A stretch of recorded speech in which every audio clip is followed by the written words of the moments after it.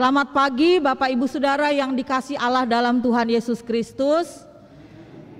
Kita boleh bertemu kembali pada Minggu pagi hari ini dengan ibadah corak Jawa atau etnik Jawa, ya, di mana kita bisa melihat beberapa dari teman-teman kita, saudara-saudara kita menggunakan kostum ataupun juga dress code-nya nuansa Jawa. Jawanya juga Jawa umum, ya, tidak spesifik Jawa Tengah kah, Jawa Barat kah, Jawa Timur kah, tapi Jawa, Pulau Jawa. Puji Tuhan.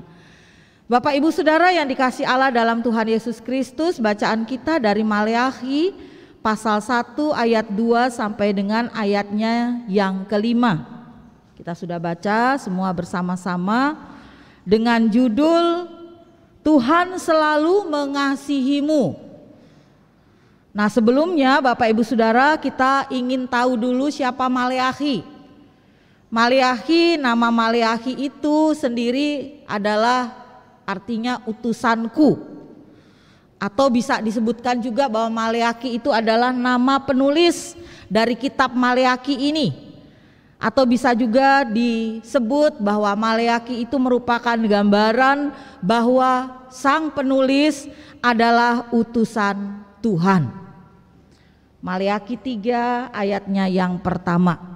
Ditulis sekitar tahun 470 sampai 440 sebelum Masehi, sesudah pembangunan kembali Bait Allah, dan pada saat itu ada di zamannya Ezra dan Nehemia, di mana Yehuda berada di dalam kekuasaan Persia. Ada kekeringan di sana, ada kerusakan panen, kemudian juga ada kelaparan. Jadi dalam kondisi yang penuh pergumulan ini, banyak orang-orang Yehuda termasuk para pemimpin-pemimpin agama mulai mempertanyakan itu, apakah Tuhan benar-benar peduli kepada mereka. Orang-orang Yehuda yang pada akhirnya mungkin dia akan mengalami keraguan karena situasi seperti itu, susah, makan susah, kekeringan, dan begitu banyak mereka yang kelaparan. Mereka bertanya, sebetulnya Tuhan itu sayang kepada kami atau tidak? Tuhan itu cinta kepada kami atau tidak? Keadaan yang seperti itu, saudara-saudara, sebenarnya mereka ingin tinggalkan. Mereka ingin di dalam situasi hidup di dalam situasi dan kondisi yang lebih baik lagi. Mereka tidak merasa mendapatkan sebuah bukti, saudara-saudara, bahwa Tuhan mengasihi mereka. Dan Maleakhi akhirnya mengingatkan mereka akan kasih Tuhan dengan membandingkan situasi mereka dengan situasi Edom. Ya, kalau kita lihat apa yang dialami oleh bangsa Israel saat itu, menurut Maleakhi, lihat itu pada Edom.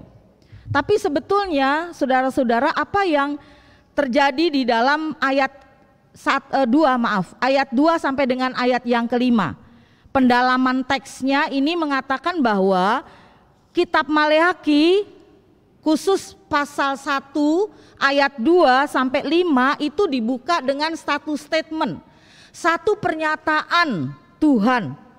Pernyataannya apa? Pernyataannya adalah aku mengasihi kamu, aku mencintai kamu.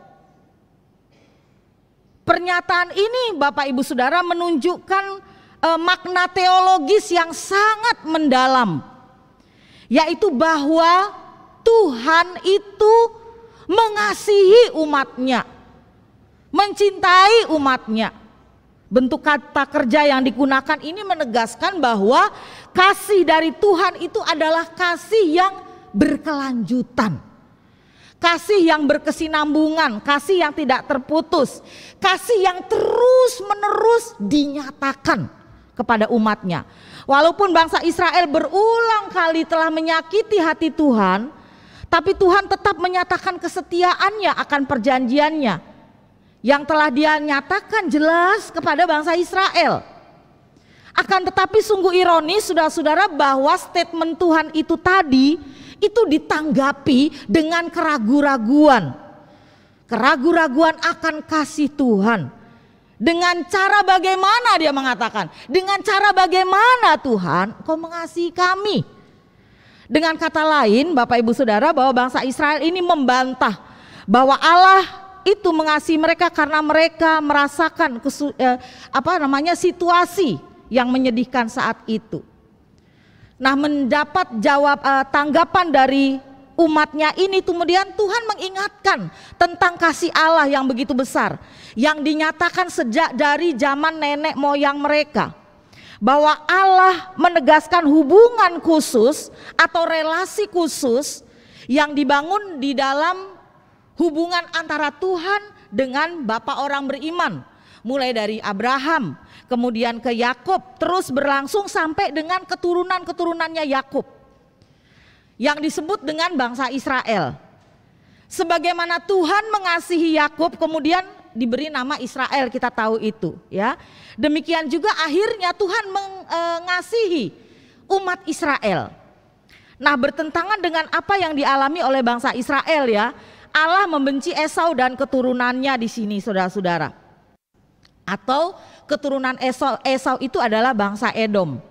Nah, kata benci di sini tidak menggambarkan adanya satu perasaan emosional, ya, perasaan emosional antara Tuhan dengan Esau dan keturunannya, tetapi kata benci ini lebih menggambarkan adanya ikatan perjanjian yang dulu, sejak dulu, ya, di dalam konteks perjanjian, bahwa yang dikasihi oleh Tuhan itu siapa? Yang dikasihi oleh Tuhan itu adalah yang terlibat di dalam ikatan perjanjian antara Tuhan dengan manusia.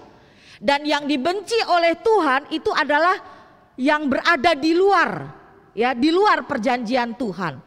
Nah, siapa saja yang terlibat di dalam ikatan perjanjian dengan Tuhan, yang ada di dalam ikatan perjanjian dengan Tuhan, yang dikasih adalah Yakub dan keturunannya yang disebut dengan Israel.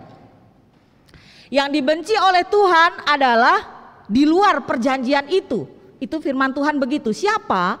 Yaitu Esau dan keturunannya yang disebut dengan bangsa Edom atau orang-orang Edom. Nah, apa yang terjadi, saudara-saudara kekasih Tuhan? Edom bangga akan situasi, akan lokasi geografis tempat mereka tinggal saat itu, di mana berada di pegunungan, karena mereka menganggap bahwa mereka tinggal di sana, berada di situasi yang aman, di lokasi yang aman dari serangan musuh. Dan orang-orang Edom atau keturunan-keturunan Esau ini, dia merasa walaupun mereka akan dihancurkan oleh musuh, ya, tetapi mereka akan bisa kembali membangun tempat mereka. Ya, mereka bisa mendirikan kembali tempat mereka yang sudah hancur itu. Kesombongan orang-orang Edom inilah yang kemudian membuat Tuhan menghancurkan mereka dan membuat mereka tidak akan bisa membangun kembali. Sehingga lokasi tempat tinggal mereka yang begitu mereka banggakan itu akan menjadi daerah yang penuh dengan kefasikan. Artinya Tuhan tidak suka dengan kesombongan Edom. Mereka bisa hancur, mereka bisa bangun kembali. Bagaimana dengan Tuhan? Lebih dari itu. Oleh karenanya kalau dalam bacaan kita tadi, Bapak Ibu Saudara, ya, jelas sekali dikatakan, mari kita lihat di pasal 1 tadi, ya. Ayat yang keempat, apabila Edom berkata, kami telah hancur tetapi kami akan membangun kembali reruntuhan Tuhan, ini jawabnya Tuhan, ya. Mereka boleh membangun, tetapi aku akan merobohkannya. Dan orang akan menyebutkannya daerah kefasikan, dan bangsa yang kepadanya Tuhan murka sampai selama-lamanya. Kemudian di ayat yang kelima, di sini Tuhan menyampaikan bahwa orang Israel sendiri, yaitu Yehuda, yang akan menyaksikan secara langsung betapa Tuhan mengasihi mereka dengan luar biasa. Israel mempertanyakan kepada Tuhan, bahkan mempertanyakan kasih Tuhan, ya, Dan Tuhan menjawab, mereka akan mengalami, mereka akan merasakan kasih sayang Tuhan itu melalui apa? Melalui kebesaran Tuhan dimanapun mereka berada. Bahkan kepada mereka yang tersebar di luar wilayah Israel pun akan dikasihi Tuhan. Mereka tetap akan dikasihi sehingga mereka akan menjadi yakin akan kebesaran Tuhan dan akan nama Tuhan apapun. Situasi yang bagaimanapun yang mereka alami saat itu, Tuhan tetap akan mengasihi mereka. Tuhan tidak akan meninggalkan mereka. Itu janji dari Tuhan.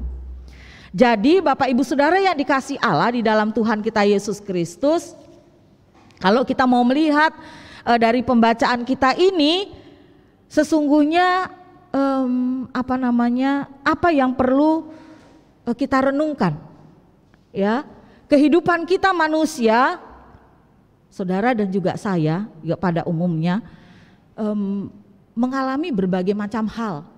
Kalau firman Tuhan secara sederhana, simpel saja, di tengah situasi apapun, kondisi apapun, Tuhan mengasihi mereka. Situasi yang berat sekalipun, Tuhan tidak akan meninggalkan mereka. Kita manusia juga sering kali mengalami seperti itu Bapak Ibu Saudara. Banyak problem, banyak masalah, banyak pergumulan, kekhawatiran. Kita hidup, saya merasa mungkin ya mengatakan hidup di dalam kegagalan. Saya hidup saat ini dalam pergumulan yang berat. Tapi kita yakin dan percaya karena firman Tuhan sendiri kan mengatakan, Yesus kan bilang, janganlah khawatir akan hidupmu, akan apa yang hendak kamu makan, apa yang hendak kamu minum. Jangan khawatir pula akan tubuhmu, akan apa yang hendak kamu pakai. Ya, bukankah hidup itu lebih penting daripada pakaian? Sebab itu janganlah kamu khawatir akan hari besok, karena hari besok mempunyai apa? Kesusahannya sendiri. Kesusahan sehari cukuplah untuk sehari. Injil Matius 6 ayat 25 dan ayat 34. Jadi Bapak Ibu Saudara yang dikasihi Allah di dalam Tuhan kita Yesus Kristus, kalau begitu bagaimana kunci hidup atau kunci dalam mengatasi problema kehidupan, kunci dalam mengatasi berbagai macam pergumulan dalam kehidupan kita? Ya, kita bisa melihat bagaimana misalnya kisah hidupnya Ibu Naomi. Dia memperlihatkan bahwa Tuhan bekerja dengan cara yang tidak mudah dipahami, saudara-saudara, dengan akal pikiran, nalar kita. Apa yang dialami oleh Ibu Naomi luar biasa. Dia kehilangan suami, dia kehilangan 2 anaknya laki-laki. Setelah itu dia mengungsi ke Moab akibat kelaparan di Israel. Namun menantunya Ruth ya lahir dari Obed yang adalah ayahnya Isai, ayah Daud. Kita melihat itu. Bagaimana hubungan Ibu Naomi dan juga Ruth begitu indah. Artinya bahwa pergumulan yang dialami oleh Ibu Naomi ini bisa kita ambil hikmahnya. Bahwa Tuhan bekerja dengan tangan yang luar biasa, dengan cara yang luar biasa yang tidak kita bisa pikirkan secara matematika. Ibaratnya 1 tambah 1 2 atau 2 tambah 1 3, seperti itu tidak. Ya, atau melihat ketika pergumulannya Elia, ya, dia dipelihara oleh burung gagak pada masa-masa kekeringan. Akhirnya sungai yang kering dan Elia harus pindah. Namun karena itu Bapak Ibu Saudara, kita tahu Tuhan selalu menjaga, sama seperti seorang ibu janda Sarfat. Ya, Tuhan jaga, Tuhan pelihara. Jadi intinya sederhana banget. Kesimpulannya bahwa Tuhan menolong kita dengan cara-cara yang tidak terduga, yang kadang membingungkan kita. Karena nampaknya memang kita tidak yakin. Ya, kita tidak yakin apakah memang Tuhan bisa menolong kita di tengah keterpurukan kita misalnya. Oleh karenanya kunci mengatasi pergumulan hidup adalah 1, mendekat pada Tuhan. Hidup kita harus melekat pada Tuhan. Yang kedua, kita harus punya iman yang kuat. Kalau kita tidak punya iman yang kuat, kita bisa jatuh. Kita bisa sama seperti tadi, menyalahkan Tuhan dan bertanya kepada Tuhan, apakah Tuhan mengasihi aku? Dengan cara mana? Caranya bagaimana Tuhan mengasihi aku? Dan ketiga, bersyukur. Bersyukur untuk segala situasi yang kita hadapi. Yang keempat, berdoa. Dan yang kelima adalah menghadapi masalah itu atau badai itu. Artinya kita tidak boleh lari dari masalah. Kita nggak boleh lari dari pergumulan. Kita nggak boleh lari dari situasi mungkin yang sangat menyedihkan bagi kita, yang buat saya secara pribadi mungkin ini sangat buruk. Situasi seperti ini membuat iman saya lemah, lalu saya lari meninggalkan masalah itu, padahal kita lupa ketika kita lari di situ mungkin kita bisa juga menghadapi situasi atau masalah yang sama. Jadi kita nggak boleh lari dari persoalan, dari pergumulan, dari badai itu, tetapi kita harus mengatasinya bersama dengan Tuhan. Bapak Ibu Saudara yang dikasih Allah di dalam Tuhan kita Yesus Kristus, kita memahami juga bagaimana kita tahu, kita sadar bahwa hidup kita manusia ini memang kita tidak bisa lepas ya, tidak bisa lepas dari masalah itu sendiri. Oleh karenanya bagaimana kita membuka hati kita, bagaimana kita membiarkan Tuhan itu hadir dan masuk di dalam hati kita, masuk di dalam ruang hati kita. Sebab dalam menjalani pergumulan kita ini memang ada begitu banyak Bapak Ibu Saudara, gelombang kehidupan pasang surut. Tidak selamanya saya hidupnya enak, enggak selamanya saya hidup berhasil. Saya jatuh bangun malah dari ketika saya masih muda misalkan begitu ya. Ketika saya berkeluarga, saya hidup masih susah. Sekarang saya hidupnya enak, tapi dulu waktu awal-awal saya menikah, saya susah. Atau untuk anak-anak yang kuliah, enggak langsung kemudian dia lulus sarjana, bisa lanjut ke S2, tetapi melalui gelombang ya, badai kehidupan yang selalu menimpa perjalanan kehidupan kita. Tidak hanya saya secara pribadi, tidak hanya keluarga saya, ya, tetapi skala nasional. Skala nasional ketika kita melihat bahwa pandemik ya 2 tahun yang lalu itu membuat diri kita takut, membuat gentar, membuat putus asa, membuat was-was dan sebagainya. Menjadi satu pertanyaan bagi saudara dan juga saya ketika kalau iman aku nggak kuat, iman saya tidak kuat. Di mana sih Tuhan?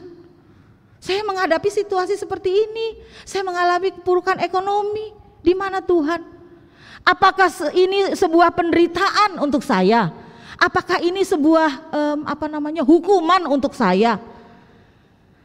Nah tentu Bapak Ibu Saudara, jika pertanyaan tersebut hadir, bahkan kita berpikir di dalam hati kita dengan pertanyaan-pertanyaan seperti itu, tentu kita akan down. Kita merasa bahwa kemudian Tuhan nggak sayang sama kita. Tuhan membiarkan ini terjadi. Sama akhirnya seperti dalam bacaan kita ini.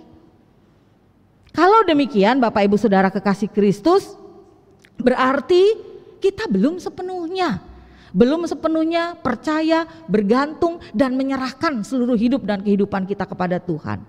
Karena ada sedikit keraguan dalam hidup kita dan kemudian ada pertanyaan-pertanyaan yang kita tujukan kepada Tuhan itu tadi. Nah misalnya Bapak Ibu Saudara ya, kita melihat pandemik seperti ini sekarang muncul lagi ternyata kan, mulai tinggi lagi. Di jemaat kita sudah ada yang beberapa orang yang kena. Bukan hanya orang dewasa tapi juga ada anak-anak ya gitu kan. Ada dari anak PA juga, mewakili dari GP juga ada, kemudian dari orang tua juga ada. Artinya semua umur bisa kena. Meskipun udah di booster, tapi bisa kena juga kan gitu ya. Nah ini kita juga tidak tahu bagaimana. Tapi intinya itu kan yang terjadi Bapak Ibu Saudara. Ya pandemi COVID membuat di catatan Maret 2022 ya, 4,7 juta orang di Asia Tenggara jatuh miskin. Asian Development Bank catatannya begitu. Bayangkan, apalagi sekarang nih, kita nggak tahu lagi akibat dampak COVID ke depan itu seperti apa.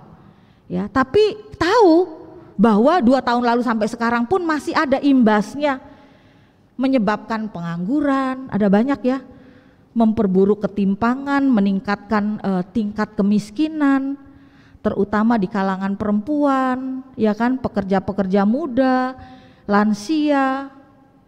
Ya, dampak COVID itu juga di mana banyak menyentuh kehidupan pendidikan, mulai bekerja atau sekolah dari rumah, yang bekerja juga mulai dari rumah, kemudian dampak terhadap ekonomi, pariwisata, ya kan, penerbangan, banyak dampaknya kemana-mana gitu.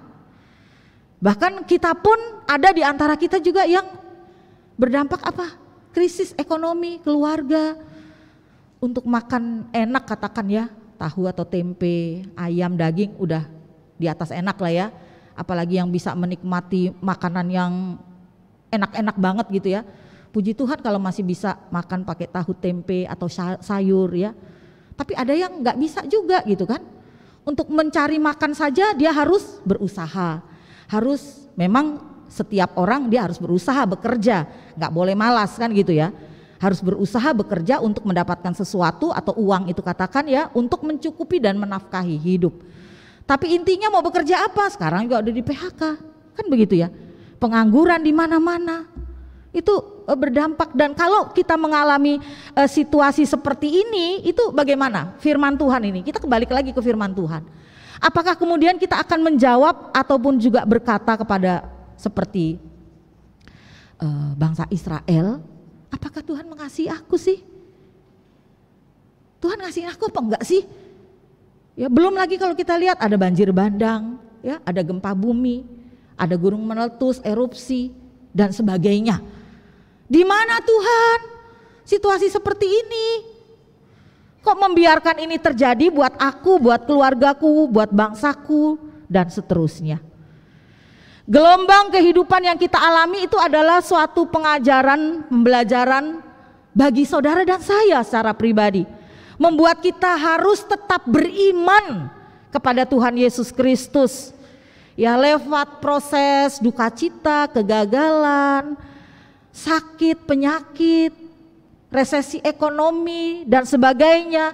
Disitulah iman kita dibentuk, Bapak Ibu Saudara.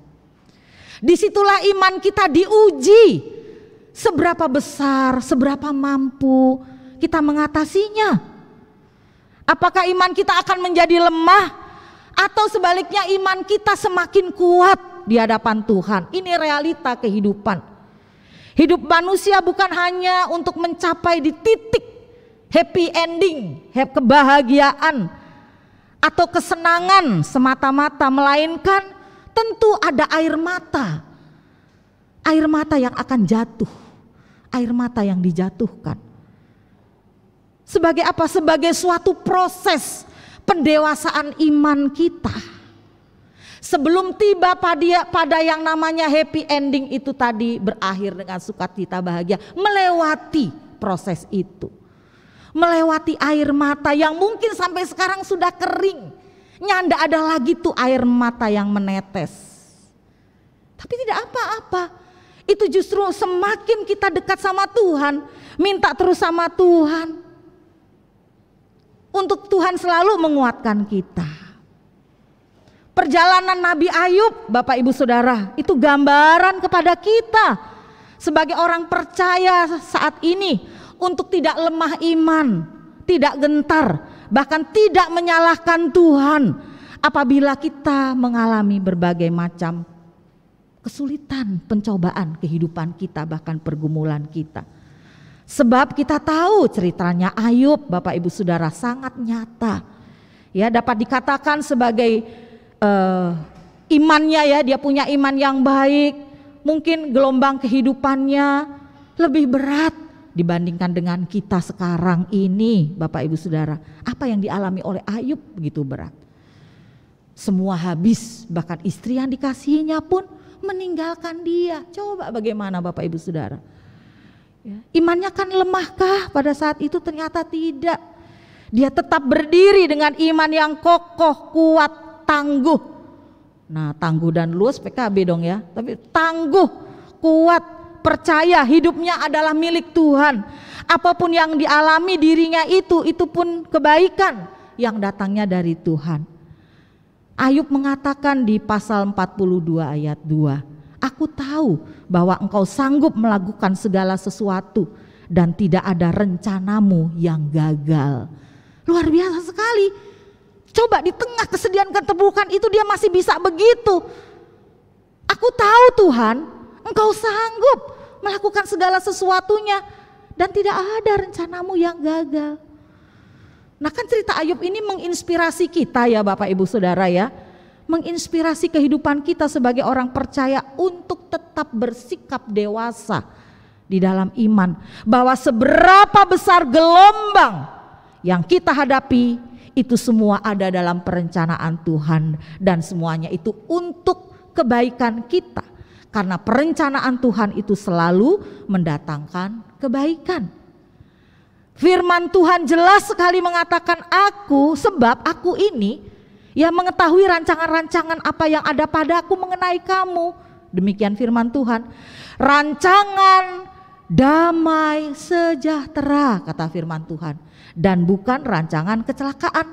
Untuk memberikan kepadamu hari depan yang penuh harapan. Jadi ketika ada duka cita, ada sakit penyakit, ada kegagalan yang kita alami, ada resesi kehidupan ekonomi, ada masalah-masalah keluarga yang bertubi-tubi. Saudara-saudara, mari kita jangan memiliki iman yang lemah. Jangan kita larut dalam kesedihan itu.